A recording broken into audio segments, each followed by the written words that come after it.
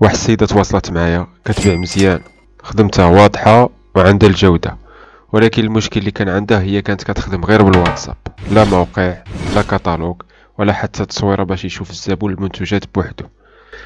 تقول لي انا عييت، كل مره خصني نصايفط نفس التصويره، كل مره خصني نشرح للزبون، كل مره خصني نعطيه الثمن. واش كاين شي حل؟ هي ما كانش عارفه شحال من كليان كان كيهرب عليها بسبب ديال هذا المشكل هذا. وقالت لي واحد الجمله الصراحه قاستني، كيسولوني الناس على الموقع ديالي وكنحشم نقول ما عنديش. في ديك اللحظه فهمت ان المشكل ماشي غير تقني، المشكل في الهبه، في الفرص، في الناس اللي كانت كتضيع بلا صوت. بديت نخدم معها خطوه بخطوه. اول حاجه شفت الكوليكسيون ديالها، شفت لي ستيل اللي باغا، الالوان، كل حاجه اللي بغات تبان مزيان. وفي الاخير صيبت لها موقع بسيط انيق وفيه كل شيء. زبناء كيتصفحوا المنتجات، كيشوفوا الثمن، كيطلبوا مباشره، وكيدخلوا عن طريق الواتساب من الموقع.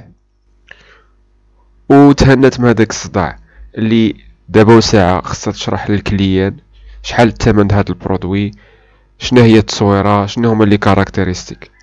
دابا ولا كلشي واضح مرتب. انشاء موقع دابا ما بقاش غالي، وحتى كاينين بعض لي بلاتفورم اللي تقدر تعمل الموقع ديالك فيهم فابور ما تخلص حتى ريال. يعني ما كاينش هذا العذر هذا. لا بغيتي تبقى عشوائي وشي ترد عليه وشي ما ترد عليه، راه عمرك ما غادي تزيد لقدام. وشكرا.